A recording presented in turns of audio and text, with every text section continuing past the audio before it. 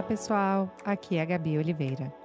Eu sou professora, antropóloga, mãe de dois e moro aqui nos Estados Unidos. E esse é meu podcast, Uma Estrangeira. Hoje, no episódio, eu converso com a Morgana Seco. Gente, todo mundo conhece a Morgana, tenho certeza. Ela é fotógrafa, ela mora em Londres, ela tem um canal de YouTube super legal, o conteúdo dela no Instagram também é fantástico. Eu adoro os textos dela. E tudo que ela fala sobre maternidade eu também acho fantástico. Ela é mãe da Alice. Todo mundo deve conhecer a Alice, que teve vários vídeos, né, virais, enfim, que além dela ser uma fofura, é muito, muito legal ver a vida, né, da Morgana, do marido dela, da Alice, morando em Londres como uma estrangeira. Então, meu papo com ela hoje é profundo. E eu amei que ela foi junto comigo, assim, pra gente falar sobre o que é, né, a mortalidade, o que é viver, criar filhos, enfim, pensar no futuro, ansiedade, tudo isso que é tão presente no nosso mundo hoje em dia que a gente precisa falar. Eu adorei minha conversa com ela, eu anotei várias coisas, eu refleti muito, falei para ela escrever um livro de tão fantástico. Espero que vocês gostem, tá bom, gente? Beijo!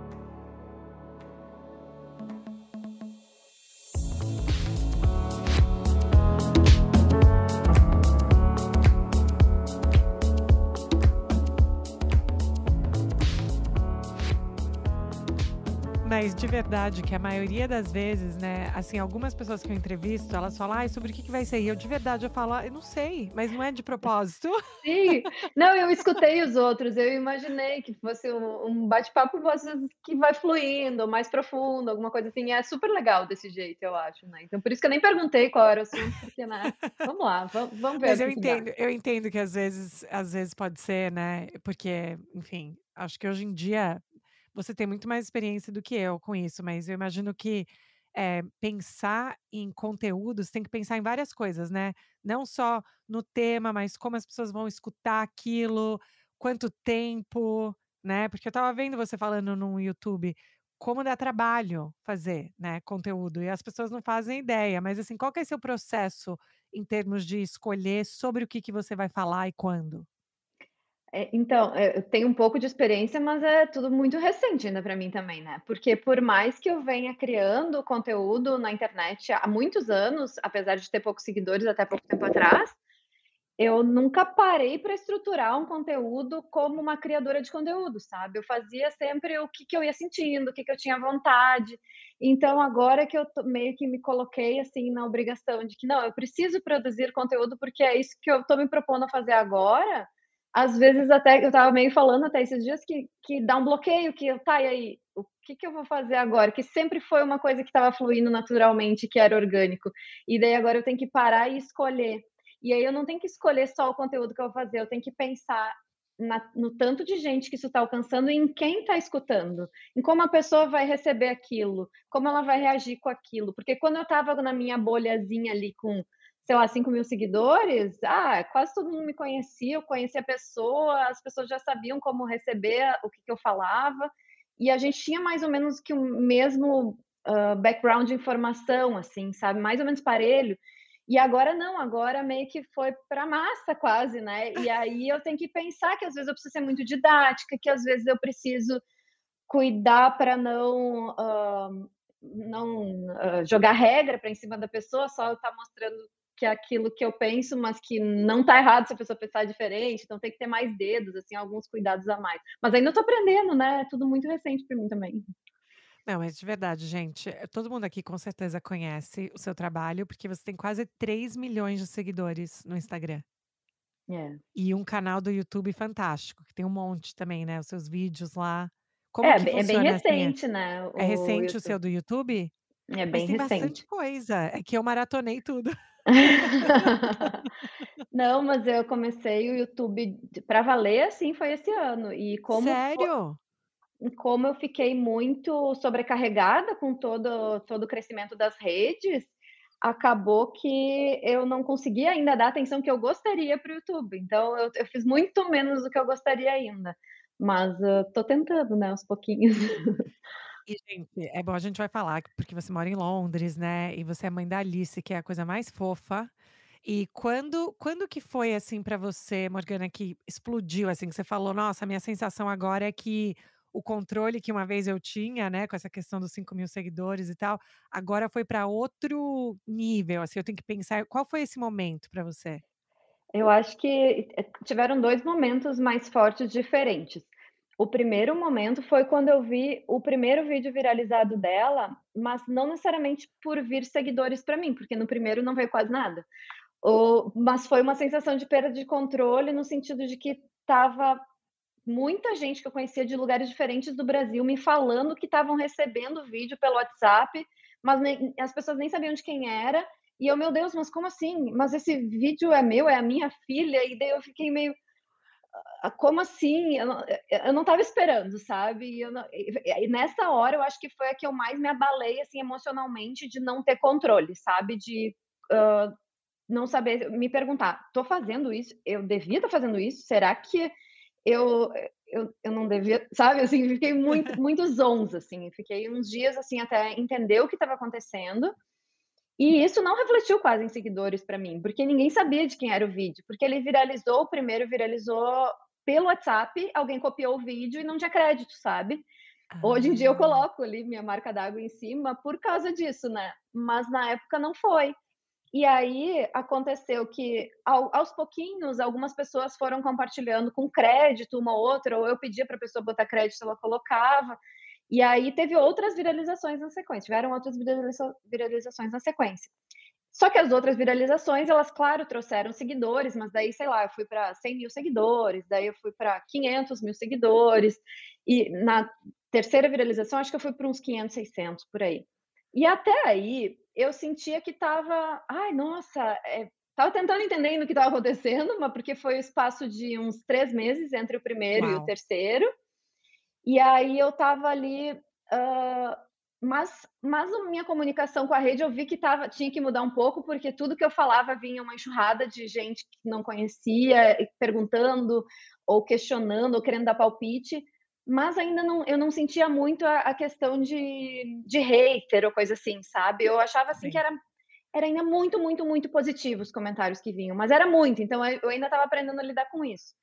E aí na, última viralização que teve, que foi a quarta, que foi em julho, foi, eu acho que uns 5 meses depois da primeira, aí foi assustador de novo. Foi o primeiro que foi assustador mais para mim, e depois foi esse, porque daí eu fui, em questão de dias, de 500.000 seguidores a 1.000.000, eu acho que foi em 2 dias, e aí mais uma semana foi a 2.000.000, assim, então foi uma loucura, porque era muita gente que não sabia quem eu era, que não sabia nada, nada, nada da minha vida, e que viu o vídeo e que vinha e começou a tudo que eu falava vinha enxurrada de pessoas me xingando, e claro, perto das pessoas elogiando ou mensagens legais, era ainda nada, sabe, era ainda, sei lá, 1%, não, nem 1%, muito menos do que isso, sabe, vinha, antes eu via, sei lá, uma mensagem ruim a cada semana, e aí nessa onda aí eu acabava vendo umas 10 mensagens no mesmo dia, e daí eu ficava: "Meu Deus do céu, o que está acontecendo?".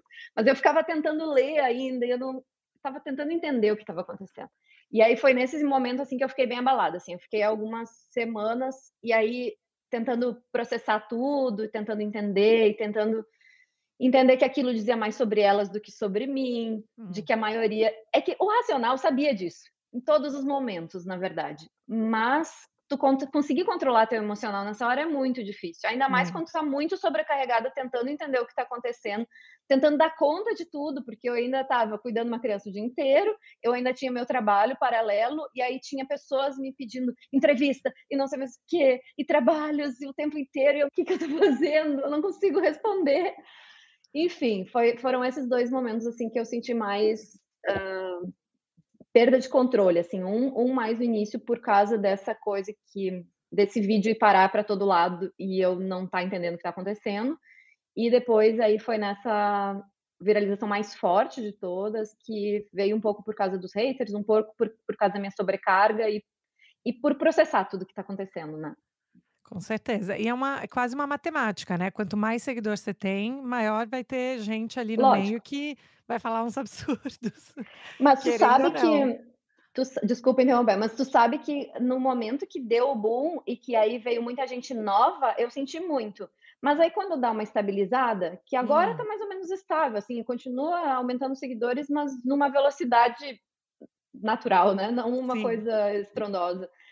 Eu não percebo tanto isso, é muito entendi. menos mensagem, assim, porque ou as pessoas já cansaram, já foram embora, ou já bloqueei, ou elas já me conhecem melhor, então elas sabem com quem elas estão lidando, quem é que tá falando ali, e aí se ela ficou ali é porque eu espero que a maioria pelo menos simpatize ou esteja interessada e tal, né, enfim.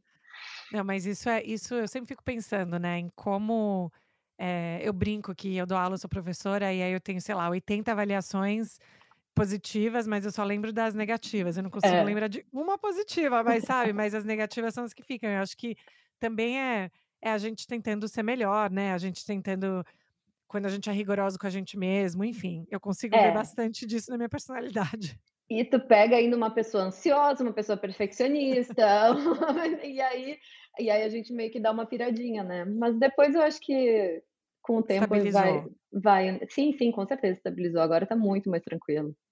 E como que foi essa discussão, né, para você, para o seu marido, e pensar na questão assim: "Ah, a gente vai ter vários vídeos da Alice", né, e assim, as pessoas às vezes perguntam muito: "Como que funciona isso para ter a criança, né, ali no vídeo?" Vocês como pais, vocês pensaram: "Ah, a exposição dela, o que que isso traz?" Como que foi essa discussão de como ficar ok com ela, né, tá nos vídeos? É, pra gente antes das viralizações, era muito natural para mim mostrar, nosso cotidiano, até um pouco por causa da minha profissão, né. Então eu sou fotógrafa de família documental, que eu já estava antes mesmo de ter filho, eu já registrava o cotidiano das famílias, mostrando a essência daquilo ali, o que eu via de legal. E eu estava ansiosa para ter filhos também e para eu poder registrar minha própria família, enxergar esses detalhes dentro do meu dia a dia, e aí seria automático o filho ou filha que eu tivesse que iam acabar aparecendo nas minhas fotos, meus registros. Começaram com fotos e depois, como tem essa dinâmica de rede social, acaba naturalmente passando para vídeo, né. E aí, a gente nunca teve muito uma preocupação disso, né, porque se eu parar para pensar, se nenhum pai autorizasse eu divulgar as imagens dos filhos, eu não teria como divulgar meu trabalho, né. Com Então certeza. então não tinha nem cogitação de eu não divulgar as imagens do meu próprio filho, senão eu não ia divulgar nunca, né.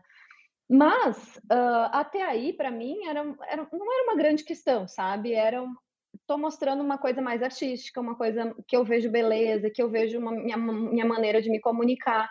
Aí quando deu essa viralização que eu meio que parei e comecei a refletir, e eu acho que é a coisa que mais me preocupa e que me preocupou desde o início, continua me preocupando, né, mas, a gente já debateu muito sobre isso, e é uma questão sensível ainda, que eu não sei se eu tô totalmente, hã, se está totalmente elaborado isso para mim ainda hoje, mas o que a gente conversa muito é que, a gente vê que tem lados negativos disso, e a gente tem preocupações com relação a isso. Eu tento fazer algumas coisas para tentar minimizar esses riscos negativos, por exemplo, não expor algumas situações mais íntimas, ou que ela Uhum, esteja chorando, ou que ela possa se envergonhar no futuro, esse tipo de coisa, ou relacionadas à segurança, não postar online, ao vivo onde a gente está, ou uhum. o nome da escola dela, esse tipo de coisa, né, que eu acho que é uma precaução que mesmo quem tem poucos seguidores pode tomar, que eu acho que é por segurança mesmo, né. E e além disso, a gente não sabe, na verdade, se essa exposição vai ter consequências positivas ou negativas no futuro. Pode ter Hum, consequências negativas, mas pode não ter. Então é um medo de um desconhecido, na verdade, né. sei. E aí, a gente começou a pesar prós e contras. E aí olhando para prós e contras, desde o início sempre pesou muito mais os prós para a gente do que os contras. E a gente decide continuar. Eu sempre tenho muito claro que se uma hora ela disser: não quero aparecer, eu não vou mais mostrar nada dela, se ela não quiser, quando ela tiver consciência disso, né. Na verdade, o que a gente eu e o meu marido, a gente conversa bastante sobre isso, é que os pais escolhem muito pelos filhos até uma certa idade, até Com eles terem certeza. discernimento. Então é meio Sim. utópico eu pensar que, eu não vou postar porque ela não tem discernimento de escolher, não, mas eu escolho muita coisa por ela, por muita coisa da vida dela eu A gente já escolho, escolhe tudo, sabe. né, comida, escola, roupa, o que É, compra. exatamente. E aí gerou um monte de prós isso na nossa vida, tipo, além de eu estar fazendo pela minha família coisas que, tipo, ter a oportunidade de trabalhar dentro da minha família e passar mais tempo ainda com a minha família, sabe, isso para ela provavelmente vai ter um impacto muito positivo de ter os pais presentes e ter atividades, sei lá, é um tempo muito rico da infância dela que eu vou estar ali junto. E ainda além de eu pensar nos prós para dentro da minha família, tem os prós para fora, né. O tanto Hum. de feedback que eu recebo das pessoas de o que elas se inspiram ou aprendem com o que eu compartilho, eu acho que também é muito válido, que se a gente pensar bem dar uma filosofada, mas é o que eu sinto no fundo, é tipo assim, a gente tem aqueles desejos de fazer um mundo melhor aos pouquinhos, né, e eu acho que quando essa voz se amplia muito, eu acho que a gente consegue fazer um pouquinho mais, talvez, do que a gente faria se a gente tivesse um alcance muito menor, sabe. Então é mais ou Com menos isso que eu certeza. penso. Não, e o que eu acho interessante é que também a gente, assim, eu não sei, eu falo a minha geração, tá, que pode ser que você seja bem mais nova do que eu. Acho que Mas não. assim, mas eu penso assim, a gente para mim, né, eu cresci sem mídias sociais, né, quando eu era pequena, então meu pai fazia muito VHS da gente pequena, a gente sempre assistiu nossos vídeos, então a gente agora vive num momento que esses álbuns eles são públicos, né, de uma maneira ou de outra, assim, mesmo se o Instagram é fechado ou aberto, ainda tem ali eu acho que como a gente migrou de não ter redes sociais para ter, tem várias dúvidas, mas eu acho que a geração que já cresce É. com isso vai ter outra relação com as mídias sociais. O que que você acha? É, esse é um dos pontos que eu também penso, porque a gente é meio que desbravadores, né. A gente vai ter uma geração nova inteira que vai estar conectado. Então, por mais que alguns pais talvez limitem o quanto expõem, a maioria dos pais acaba expondo até um ponto, né? Claro, muda muito de uma família para outra. Mas é uma geração inteira que vai ter que conviver com isso e que vai ter que aprender a conviver com isso. Que a gente não sabe exatamente quais as consequências. Talvez daqui 10, 20, 30 anos a gente tenha umas pesquisas que mostrem que Hum, tem uns malefícios, que é melhor se evitar, de que maneira a gente pode fazer isso de uma maneira mais segura, ou com menos consequências, não sei. Mas os próprios registros que a gente tem, exagerados, mesmo que não sim, poste, isso também tem consequências provavelmente psicológicas na vida da criança, né, dos verdade. futuros adultos. Porque se a gente para pensar, a gente tem um outro registro da nossa infância, mas a gente não tem ali tudo que a gente fazia. E Não. aí eu não sei como é que isso impacta. O nosso cérebro está programado para deletar muita coisa, né? E aí a próxima geração vai ter isso tudo registrado de muitas maneiras, então a gente não sabe, né. A gente Isso é um é ótimo meio que ponto, cobaia. eu não tinha pensado nisso, nessa ideia que eu acho que tanta gente, né, a gente pensa nessa memória seletiva, né. Às vezes eu pergunto até para os meus pais, agora que eu tenho filho, eu falo: "Mãe, como que eu era, vocês não davam trabalho nenhum, vocês eram assim e tal, né". E aí eu fico pensando: "Nossa, mas agora eu tenho pelo menos um vídeo por dia de um dos meus filhos fazendo alguma coisa, né". Então, eu não tinha pensado nessa ideia de que, do ponto de vista da memória, mais pra frente, pode ser algo, né, que fica meio que pra eternidade, assim, você entender mais como que era o dia a dia quando as pessoas já não estão mais aqui, né, você pode colocar esses pedaços do quebra-cabeça. E isso pode ter consequências ruins, mas também pode Sim. ter consequências muito boas, porque pensa que às vezes a gente fica todo nesse resgate de quem a gente era mesmo na infância e tentar se entender, e fica tudo muito tentando ir naquelas memórias ou perguntando para as pessoas, e que é difícil de conseguir isso, né. Super. Talvez para a próxima geração vai ser um pouco mais simples, não sei, estou chutando, né, não tem como saber, mas é isso, a gente tem às vezes tem tendência a buscar só o que é ruim, o que é perigoso, o que é arriscado por ser um desconhecido, mas pode ter partes muito boas nisso também, não sei, vamos ver como será daqui a um tempo. E uma das coisas que eu acho, a minha opinião, tá, acho que você me fala o que que você acha, mas uma das razões que eu acho que as pessoas gostam tanto de te assistir, a sua família e tudo isso, é porque existe essa autenticidade, né, que eu acho que é algo que meio que assim, maternidade sem filtro, sabe, uma questão assim, claro que você falou, a gente não vai expor algumas coisas íntimas, isso e aquilo, mas eu acho que isso traz uma qualidade diferente, para o público, em termos de a vida como ela é, e meio que pensando sobre aquilo. Era algo que você já tinha na sua cabeça que se você fosse falar sobre isso, esse era o seu goal ou isso foi uma identidade que meio que você desenvolveu ao longo do processo? Eu acho que isso vem de 2 frentes, porque, antes mesmo de eu engravidar, eu já estava trabalhando como fotógrafa de família e fotógrafo documental, que é a que vai na casa da pessoa e tenta pegar a essência, tenta pegar o cotidiano e tenta pegar esse simples do dia a dia. Nesse meu processo de fotografar documental, eu comecei a observar muito as famílias e observar o que que eu achava bonito e o que que eu queria registrar. E aí, isso tem a ver um pouco com o meu processo de tentar, tirar as minhas vergonhas de mim mesma, né, porque eu sempre Hum, fui uma pessoa muito envergonhada. E aí, nessa busca por enxergar a verdade, entre aspas, né, porque não existe uma verdade absoluta, mas enxergar a realidade do outro, eu comecei a olhar para minha realidade e a ver por que que eu não queria mostrar a minha realidade às vezes. E aí eu ficava pensando: "Mas não tem vergonha nisso, sabe? Por que que no outro eu acho bonito e em mim não?". Então eu comecei muito é. num processo psicológico, assim, de tentar entender isso. Um pouco por causa da fotografia e um pouco porque eu queria me libertar dessas minhas vergonhas para conseguir compartilhar e usar a rede social de uma maneira como eu gostaria. Porque eu tinha essa vontade de compartilhar e de comunicar. Eu consumia muitos conteúdos já Hum, de outras influenciadoras que eu admirava, hum, e eu não entendia por que que eu tinha tanta vergonha de mostrar a minha própria hum. vida, de mostrar a realidade, e aí então foi esse processo meio que paralelo. Aí eu comecei a reduzir filtro, reduzir minha própria maquiagem, foi tudo meio que todo meio junto, assim, para eu uma construção psicológica minha mesmo, mesmo antes de engravidar. E aí Uau! eu acho que a me sentir mais segura para não ter vergonha disso, porque não tem vergonha da gente ser quem a gente é e da gente se mostrar quem a gente é, se mostrar vulnerável.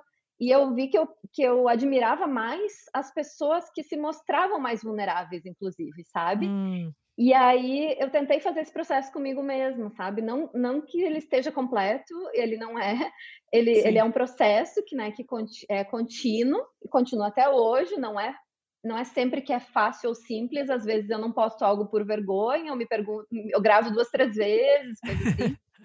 Mas, como eu conscientizei de que eu admirava essa característica em outras pessoas, e a autenticidade das outras pessoas, é uma coisa que eu quis trazer para mim, e que eu quis mostrar isso também, que eu continuo querendo mostrar isso e mantendo o que eu acho que tem valor, e o que eu acho que tem valor são coisas muito simples, que é o que eu enxergo na fotografia e que eu continuo enxergando e mostrando no meu dia a dia. Isso e uma das coisas, né, que é tão eu fiquei pensando agora, é um processo até terapêutico, né, e eu acho Uhum. que eu consegui me identificar com algumas coisas que você tá falando em termos de, às vezes gravar algumas vezes ou pensar, tipo, pensar demais em alguma coisa ao invés de apenas, né, ser e existir. Eu acho que isso é uma briga constante, né. É. Mas uma das coisas que, pra mim é super interessante também ver do seu trabalho é que não só, né, não sei como que é necessariamente a sociedade em Londres com aqui nos Estados Unidos onde eu tô, a gente tem os grandes mommy wars, né, as guerras entre as mães sobre tudo, sobre o que que vai dar pra comer, como vai vestir, que escola vai escolher, se dá chupeta, se não dá, se o parto é não sei o quê, tudo, né, tudo vira uma grande confusão.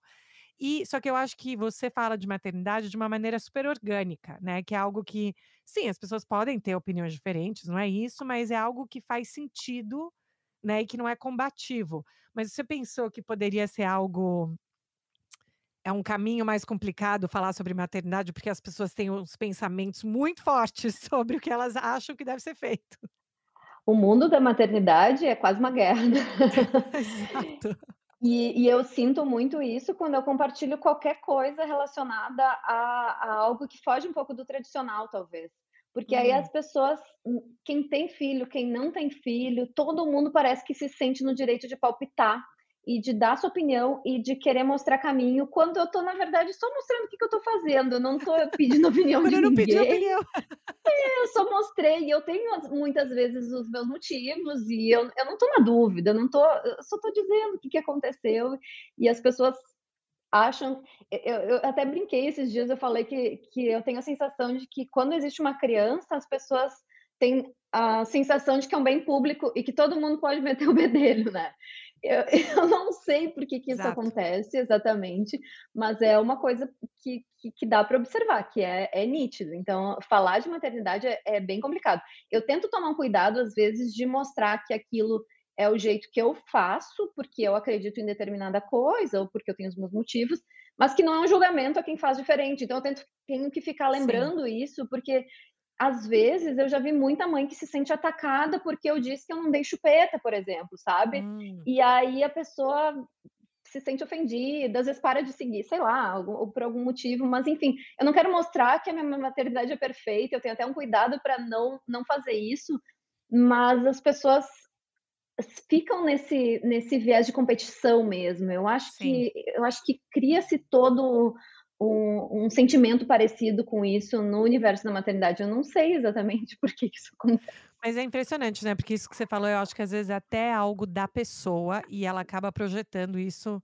em você, né. Então talvez a Provável. pessoa, no fundo, talvez ela não quisesse ter dado chupeta, mas ela acabou dando. Então, assim, isso talvez relembra uma ferida, sabe, quando Pode ser. alguma coisa que você vê que você repensa a sua posição, às vezes eu penso nisso também, mas eu acho também o que a gente vê no mundo da maternidade no Instagram, às vezes é uma glamorização, né, é assim, pra muito produzido. E eu acho que o que quando você traz a Alice, né, eu acho que fica algo assim: "Olha só, a gente vive a nossa vida, é um cotidiano", e ela é uma criança, né, de 2 anos, ela tem 2 anos agora? Quantos anos Sim, ela tem? 2 e 5 meses. Ai, quase 2,5, nossa. Nossa, a Uhum. sensação também parece que eu conheço. Nossa, como ela está crescendo. Mas vai rápido É mesmo. tipo a tia, né, "Nossa, como ela tá grande". Mas essa sensação de você falar assim: "Ok, eu quero mostrar algumas coisas que pra mim foram muito importantes". Eu vi um vídeo seu falando como, por exemplo, a sua própria mudança alimentar, né, foi algo que foi muito importante pra você. É assim também que você pensa em como você compartilha? Tipo, o que que é muito importante pra você que talvez tenha, né, que as pessoas consigam enxergar ou aprender, você pensa dessa maneira? É um pouco o que eu tô sentindo, sempre foi muito orgânico e continua sendo, o que eu tento compartilhar, mas antes era mais o que eu estava sentindo e que eu senti sei lá, minhas reflexões ou coisas que eu achava que valia compartilhar, meus sentimentos também. Ultimamente eu tenho também visto muito feedback das pessoas e lido muito o que que elas pensam, as perguntas delas, porque eu vejo que às vezes uma coisa que é óbvia para mim pode não ser óbvia para Hum, outra pessoa. Então algumas reflexões que eu já fiz na minha própria vida, sei lá, uns 5, 10 anos atrás, eu acho que vale trazer de novo, sabe, porque eu acho que tem gente que não passou por esses processos, às vezes, que eu já passei, e que eu acho que pode ser válido, pode ser importante para as pessoas. Então, antes eu trazia mais o que era importante para mim, e agora eu acho que eu estou pegando o que eu acho que é válido para as pessoas também, e tentando hum. juntar isso também, sabe, tentando resgatar algumas coisas que já foram importantes para mim, que hoje são até meio óbvias, mas que eu acho que pode ser válido para a vida das pessoas também. E aí eu sinto você muito confortável, né, falando sobre as suas reflexões. É quase como se você já tivesse passado por aqueles processos, amadurecido, indo para frente, para trás, então você chega no momento que é mais simples falar sobre aquilo, que não é talvez uma ferida como para outras pessoas poderiam ser. É, essa questão da exposição é muito recente, então, talvez não esteja tão elaborado que nem eu falei antes. Ah, eu sinto Mas que tá eu super. pode ser que eu tenha gastado tanto neurônio nesse ano pensando sobre isso. Enquanto meu marido dorme na cama, fecha o olho e dorme, eu fico ali assim: "Meu Deus, será que eu devia fazer isso? E se ela pensar isso no futuro e vier me questionar isso?"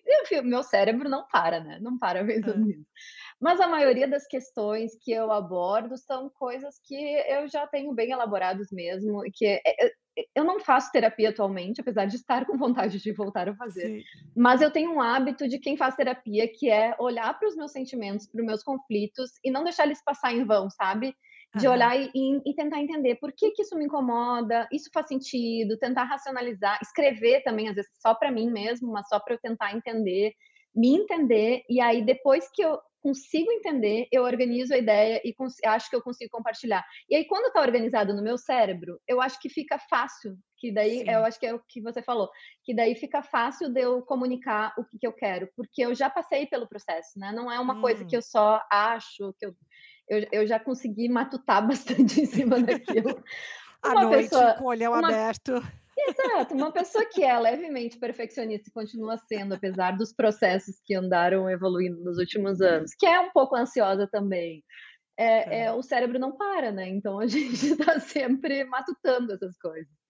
E quando que foi quando você teve a Alice, quando que pra vocês perceberam que ela estava falando as super palavras gigantes e aquilo estava sendo como que foi esse momento que vocês sacaram que ela tinha ou esse interesse ou, né, porque olha, ela tem 2 anos e meio, ela fala muito melhor do que o meu de 4 e meio, que dó.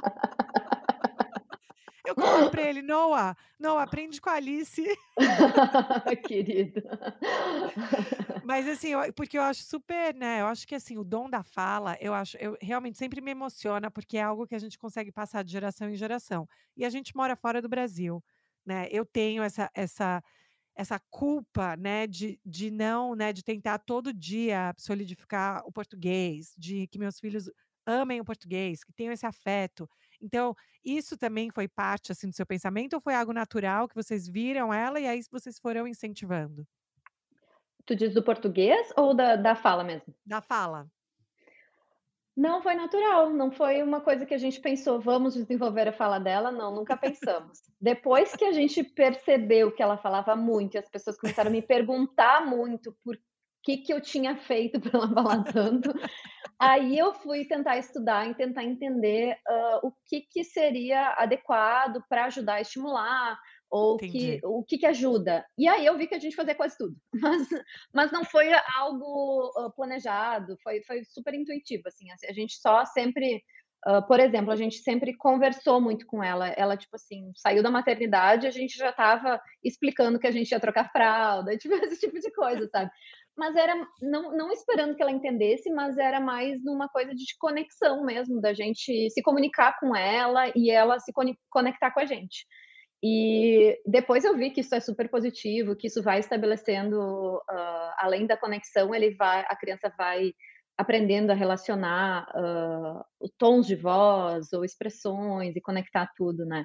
Mas várias coisas que a gente fez, eu acho que quase tudo que eu li lá que eram estímulos, a gente já fazia tudo. Mas tem também uma predisposição, né, que a gente não Sim. pode negar, né, ela tem muita facilidade e eu podia estar fazendo as mesmas coisas com outra criança e ela não ia falar nem metade do que ela fala, por exemplo. Eu quando tinha a idade dela, eu comecei a falar com a mesma idade que ela e no Ah, mesmo sério? Isso volume, que eu ia te assim, de perguntar. Ah, é, legal. então eu sempre soube disso, mas eu achava que era exagero dos meus pais, na verdade, né, Que porque você não tem vídeo pra provar, você não tem vídeo pra provar? tem vídeo para provar. E aí a minha mãe falava: "Não, com 1 ano e 2 meses tu falava frases, tu falava paralelepípedo, liquidificador", ela sempre falava, eu falava: "Ai, 1 ano e 2 meses, jura?". Ela não deve lembrar direito, né. Aí a Alice com 1 ano e 1 mês, ela desandou a falar, com 1 ano e 2 ela começou a falar frases e palavras longas e eu: "Meu Deus do céu, eu acho que a minha mãe estava falando a verdade". Uau! E o seu marido, como que foi pra ele? Ele também falava muito pequeno ou não? Então, a minha sogra fala que ela não lembra exatamente as idades, porque ela teve 3 filhos, né, então ela não lembra exatamente as idades, mas o que ela lembra é que ele foi o que falou mais cedo e Ah, que olha ele só.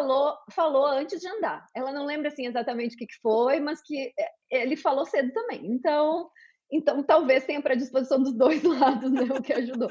Eu acho que ele falou tudo na infância, porque hoje em dia ele é super calado, super tranquilo. Especialmente eu fico pensando, né, coitado, meu pai, nós somos em 3 meninas, e a gente assim, 3 meninas e minha mãe, então a gente fala, fala, fala, fala, fala, ele às vezes eu sinto que ele tem que levantar a mão e falar: "Gente, eu quero voltar 2 assuntos pra trás, porque a cabeça ainda tá pensando", sabe, porque a gente já tá acelerada. Mulher naturalmente acho que fala bem mais do que o homem, né, Eu e acho essa é a aí minha sensação. aí Se bem que eu pega eu. preciso dizer que o meu de 7 anos, eu recebi uma ligação da professora semana passada falando que ele tá muito conversador na sala de aula. Mas assim, não é, enfim, ele conversa, eu acho também porque eu acho que tem uma questão também, sabe, de ficar meio entediado na escola, e aí quer ir fazer outra coisa, quer falar, quer perguntar para os Mas amigos isso e não tal. necessariamente é ruim, né, quando tu falou eu fiquei pensando: "Tá, mas ele tá a fim de falar, deixa ele falar, por Exatamente, que que deixa ele tem que ter falar. essa regra da escola que não pode falar? Deixa o guri falar". Não, eu vivo nessas batalhas. Qual que é a sua percepção aí do tipo de escola que você gostaria, assim, que tipo de educação, se você pudesse, né, falar assim: "Ah, minha varinha mágica, o que eu gostaria que a Alice tivesse na educação seriam esses ambientes, assim, o que que você gostaria para ela? Então, eu não estudei muito, da educação básica, infantil para além, sabe, porque eu como eu sou ansiosa, eu tendo a ir muito além antes de precisar, então eu tento fazer um exercício de focar no que está acontecendo e deixar fluir de acordo com as demandas que vão surgindo. Entendi. Então, nesse momento, eu acho que a Montessori é que mais se aproxima do que eu gosto e do que eu acredito e do estilo da Alice também, porque ela é muito de querer fazer tudo sozinha, de não querer ajuda, de tentar, então eu acho que a Montessori teria um pouco a ver com isso. Além disso, eles têm muito essa coisa de não ter uma regra de tentar, da criança ver os interesses dela e construir em cima dos interesses dela. Na Hum, minha percepção, eu acho que o ensino todo deveria ser mais ou menos isso, sabe. Como eu te falei, eu uhum, não estudei muito do ensino pós essa educação infantil, mas eu tenho a impressão de que o ensino como ele é hoje em dia, na maioria, ele é muito engessado, é muito assim: "Tu tem uhum. que aprender isso, isso, isso e aquilo".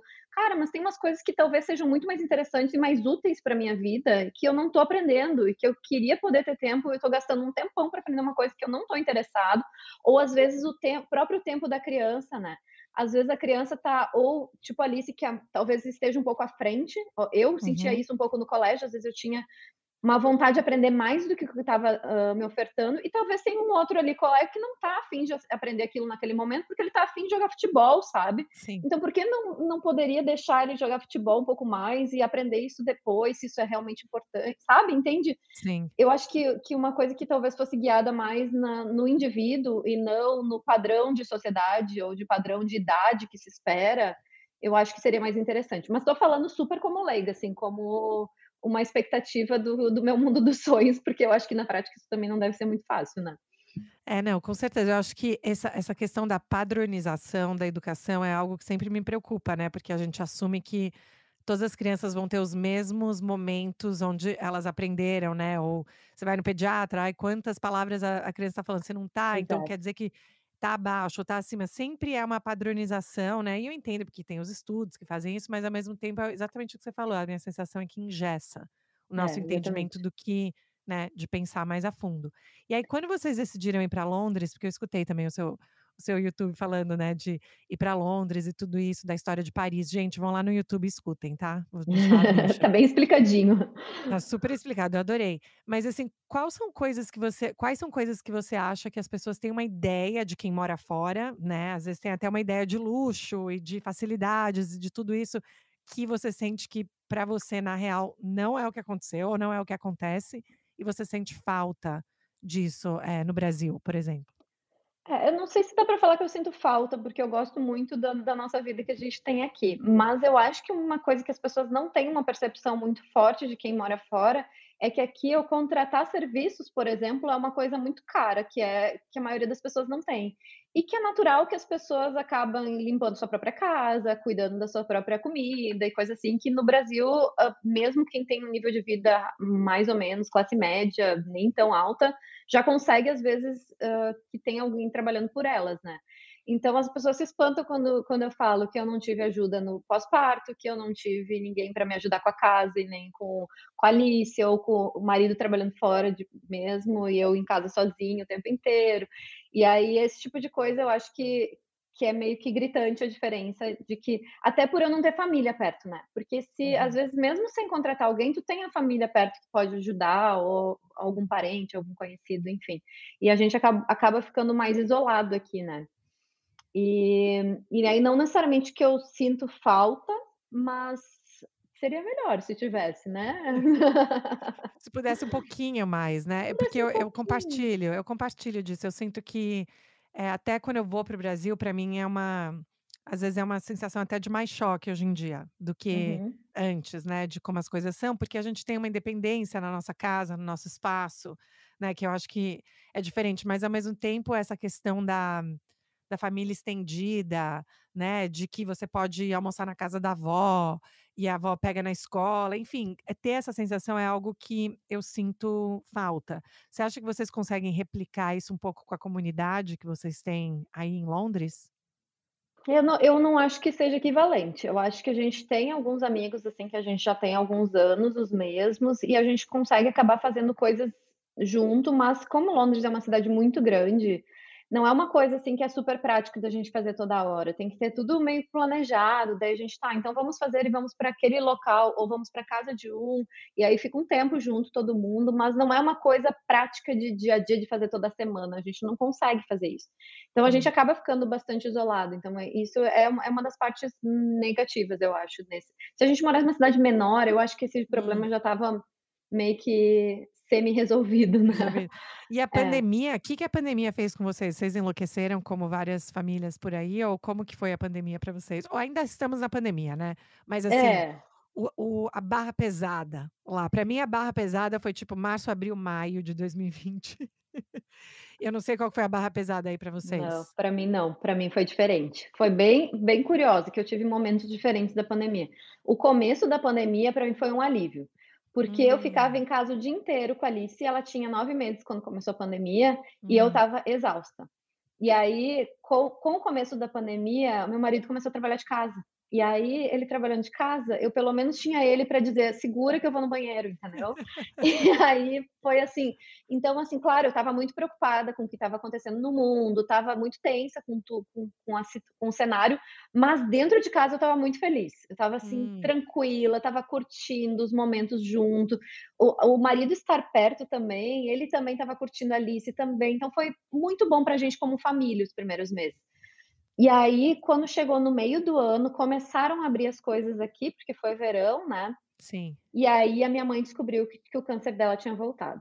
E aí Ah, eu fui para o Brasil, fiquei 2 meses lá, ela estava em tratamento, então foi outro momento da pandemia que foi meio tenso, mas eu fiquei um tempo lá curtindo com ela.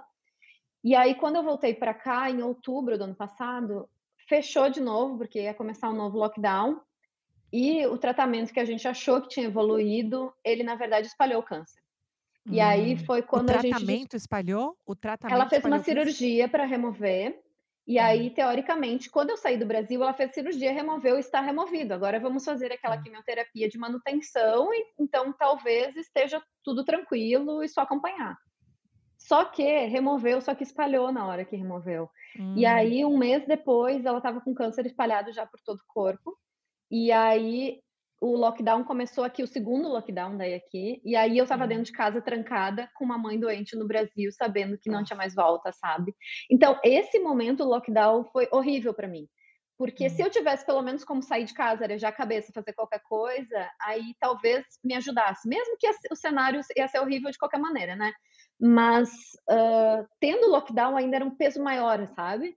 hum. E aí foi esse cenário. Então daí no final do ano ela acabou piorando, eu fui para o Brasil, ela faleceu, e aí eu voltei para cá e foram mais 3 meses de lockdown, aí depois da minha mãe falecer. Então foi Hum. horrível, foi assim de outubro a fevereiro, março, foi pesadíssimo para mim. E aí depois começou toda essa história de viralização e eu não tive mais nem tempo de pensar em Hum. nada, porque eu comecei a ficar sobrecarregada com tudo e tal, daí eu voltei a fotografar em abril, então foi aliviando aos poucos, sabe. Mas esses meses aí da minha mãe doente, depois que ela faleceu, foi muito pior do que a história toda do lockdown, Nossa, desde o não, início, primeiro, sabe. meus sentimentos, eu acho que para quem mora longe dos pais o meu maior pesadelo é É, esse, é, é exatamente isso. Assim, é, era isso que passava pela minha cabeça, assim: "Será que eu consigo voltar? Se alguma coisa acontecer, será que eu vou chegar a tempo? Será que eu consigo ajudar?", né. E aí você foi isso. sente que no assim, porque é interessante que você viralizou depois disso, porque também te deu algo para ocupar bastante, né, a sua cabeça. Então eu Exato. imagino que pode ser que ajude com a recuperação, com essa parte, né, de ter, né, de ficar pensando no que aconteceu. Você acha que isso foi um pouco terapêutico para você? Eu acho que sim, porque tirou um pouco o foco, né. Claro que a Hum, gente, quando dá até hoje, né, eu acho que não sei por quanto tempo da vida isso vai continuar, talvez continue a vida inteira, mas hum, quando dá uma baixa, tem dias que bate a tristeza ainda, né. Mas eu acho que nada é comparável aos primeiros dias, os primeiros meses, né. E aí, como ainda estava muito recente, eu acho que hum. isso eu ter alguma outra coisa para focar ajudou, porque a gente estava em lockdown ainda também, né. Então, eu só fui voltar a fotografar em abril, mas a viralização dos vídeos foi em fevereiro, então começou a acontecer muita coisa nesse meio tempo, assim, que muita coisa legal também, né, tipo, que Uhum. aconteceu, a gente participar de programas de TV, muita coisa incrível foi acontecendo, que eu nunca imaginei também, né. E eu acho que sim, que pode ter sido Te uma desfeito. distração, né. É, ele não é uma Não cura, não, não é é. uma cura, mas distrai, né, eu acho que ajuda a ter algo para focar. E eu não sei se, enfim, se você sente isso pela sua própria experiência, mas eu tenho uma sensação, desde a pandemia, uma sensação da mortalidade muito mais alta do que eu tive na minha vida inteira.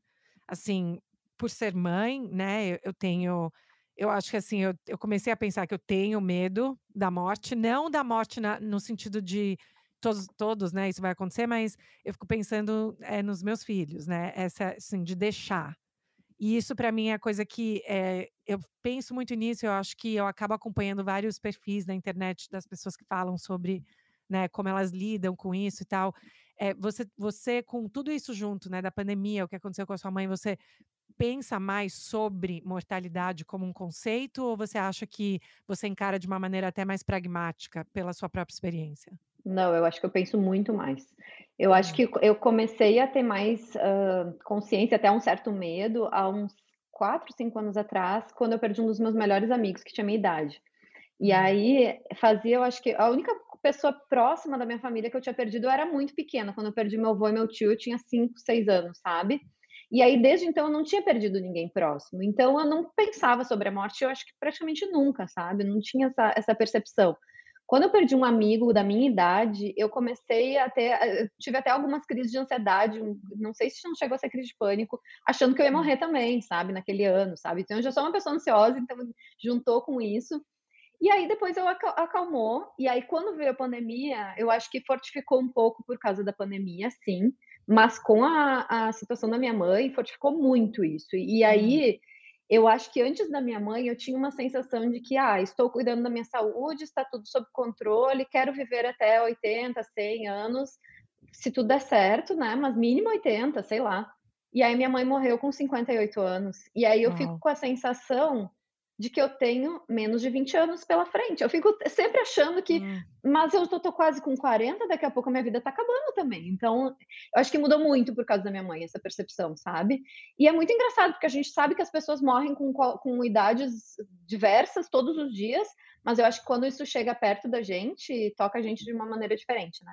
Então eu estava pensando sobre isso ontem até, eu estava pensando como tá forte isso, de eu pensar que: "Ah, talvez eu viva muito, mas talvez não.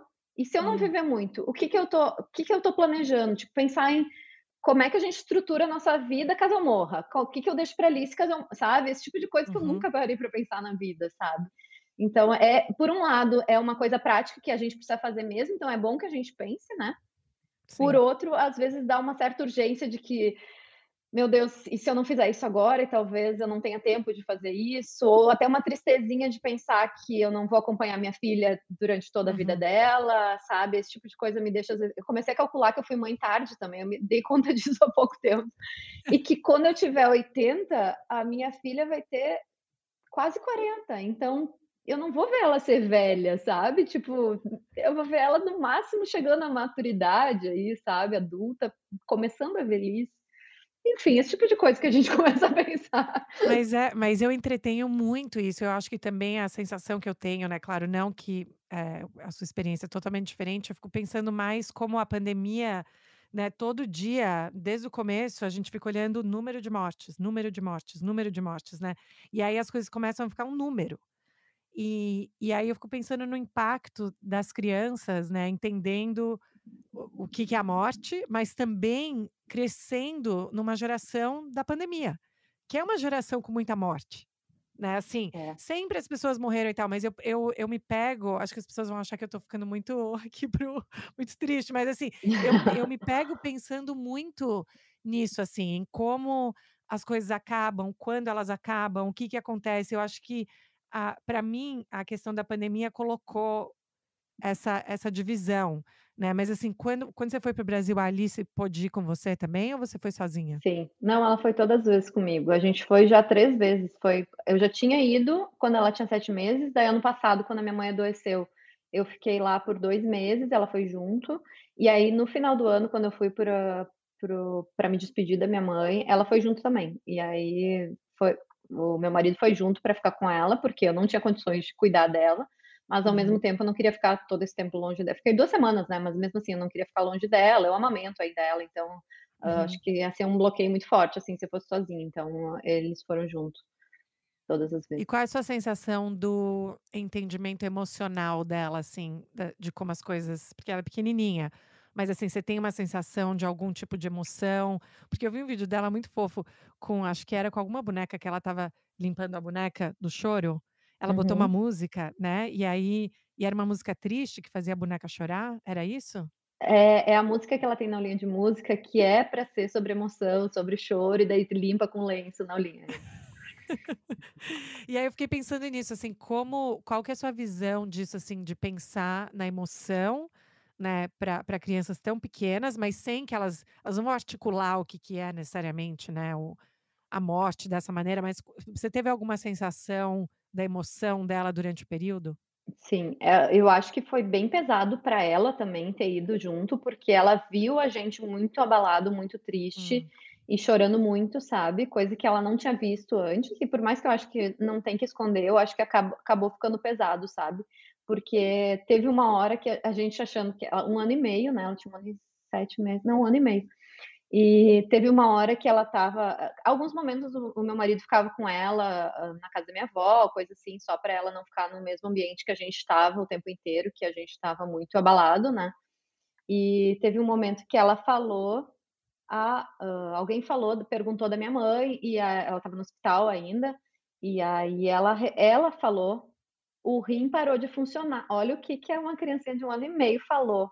Então a gente estava conversando sobre isso e ela estava ali escutando. Ela não hum, entendia o que que era, mas ela tá escutando, sabe. uhum, E o que eu senti principalmente foi que ali naqueles dias que eu estava no Brasil, e depois que eu voltei para Londres durante umas 2, 3 semanas, ela estava muito demandante minha. Ela queria mamar o tempo inteiro, ela chorava muito para mamar, ela só queria mamar, mamar, mamar, e eu estava exausta de tanto dar de mamar para ela, mas, depois que passou isso e que eu vi que eu estava muito triste, e aí quando eu consegui ter um pouco mais de energia, assim, de novo, depois passado 2, 3 semanas eu comecei a, tipo assim, tá, tem um pouco mais de energia para o dia a dia mesmo, eu notei que ela parou, sabe, que ela reduziu de novo, hum, voltou a um ritmo normal, e daí eu olhei: "Ah, quer saber, eu acho que ela estava percebendo que eu estava triste e era o jeito dela de ficar perto de mim, sabe.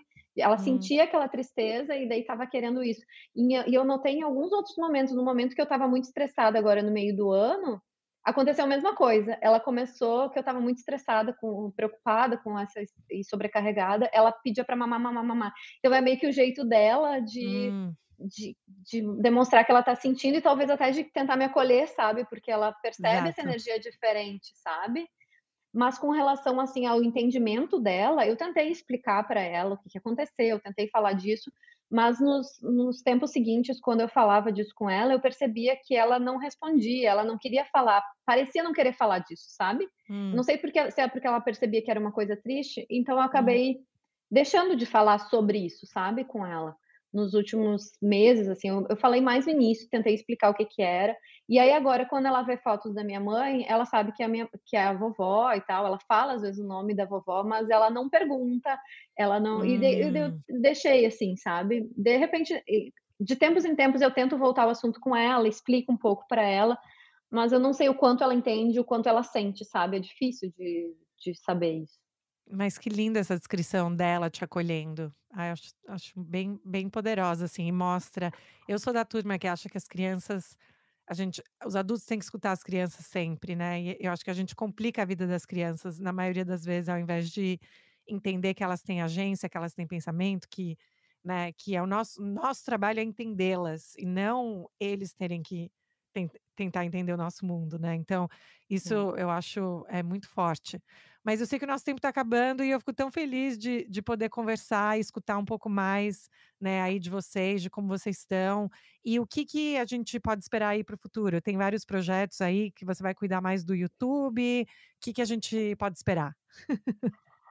Então, com essa Sem bagunça pressão, tá? Sem toda pressão. na nossa vida, a gente está tendo que parar e tentar definir agora, porque Hum, é um novo cenário, né, a gente não tinha esse cenário 1 ano atrás, então eu estou tentando elaborar tudo que eu acho que é prioridade, quais projetos eu quero dar conta, porque tem hum, vindo muita demanda de muito projeto muito legal e de muita coisa para trabalhar, mas eu não tenho como dar conta de tudo, né, é muita hum, oportunidade legal, mas não tem como, então a gente tem que priorizar. E aí, eu ainda estou entendendo o que que eu quero priorizar, mas hum. o canal do YouTube é uma das coisas que eu acho que faz sentido, pelo que eu quero comunicar, pelo formato de que ele funciona, assim, eu acho que funciona bem pra gente, e é o que eu estou tentando focar agora. Eu estou tentando não pensar muito daqui 5 anos, daqui 1 ano, porque é tudo tão imprevisível, é tudo tão novo, que eu estou tentando vou fazer um passinho de cada vez. Então, vou fazer YouTube agora, e aí vamos ver como ele anda, e aí depois disso eu tenho algumas ideias de projetos, mas que eu não sei se eles vão para frente ou não. Vamos ver como E é que anda o livros, YouTube depois. assim, livros não? Então, li Aquelas sabe que já que quer pedir, né, fazer uma fazer uma requisição. sabe que eu sempre amei escrever desde criança, sempre gostei, e mas eu nunca enxerguei a possibilidade de escrever como algo que fizesse parte da minha vida, da minha profissão, sabe. E aí Hum, com esse boom das redes sociais, eu comecei a ter muito feedback de pessoas dizendo: "Meu Deus, teus textos são incríveis, eu amo ler, escreve um livro por favor que eu vou ler tudo que tu escrever e não sei o quê". E aí eu comecei a pensar: "Nossa, mas é, talvez fosse legal mesmo, né, mas será que eu tenho o que dizer? sim. Eu não sei o que dizer, eu não tenho projeto nenhum sobre isso ainda, mas com tanto feedback legal e pensando que é uma coisa que eu gosto muito também de fazer, eu acho que pode ser uma possibilidade. Mas Sim. não tem plano, não tem projeto, não tem nada. Quem sabe daqui a alguns anos a gente Daqui a alguns anos, porque eu fico desenrole isso. pensando aquelas metidas, tá, mas é porque eu fico pensando como seria tão legal ter uma versão que é tipo um memoir, né, que é meio que a história da sua vida, mas com os ensinamentos. Então, fica, né, aquela que é o que as pessoas também adoram consumir ali, assim, eu passei por tudo isso, qual que é o ensinamento, né, isso, ensinamento. Mas sem a ideia de, como você falou, ficar jogando regra goela abaixo das É, pessoas, mas é esse processo orgânico da gente poder ter esse empoderamento de chegar no nosso próprio ensinamento, né, que eu acho que é a maior dificuldade, ótimo, pelo vou menos que eu anotar aqui sinto. como uma ideia agora que eu já tenho. Obrigada Joga pela aí para uma ideia. editora, hein, gente, olha aí, quem estiver escutando. Mas Ó, jogar adorei, no Morgana, mundo. super obrigada. Eu vi que ficou escuro aí, né, já tá tarde aí? Não, é porque tá Escureceu. escurecendo cedo, é 4h30 agora. Aqui Não. também tá escurecendo super cedo. E olha, É, quando a gente poder voltar a viajar com mais, né, tudo isso, se você estiver por aqui, por Boston, a gente for visitar em Londres, adoraria poder encontrar e conhecer a Alice também em pessoa. com certeza. Vamos marcar, me avise se vier pra cá, te aviso se for por aí. Com certeza. Super obrigada, hein. Eu que Bom final de agradeço o semana. convite, adorei o papo. Boa, Pra ti um também. beijo. Um beijo, tchau.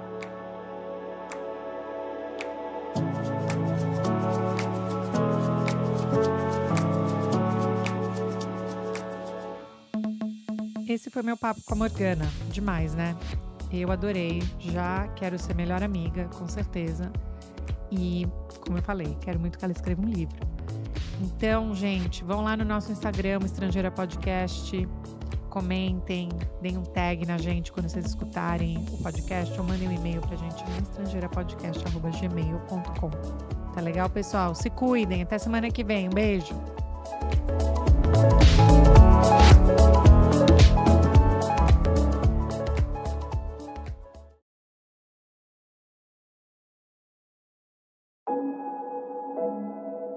Esse podcast foi editado por Fábio Guerrara.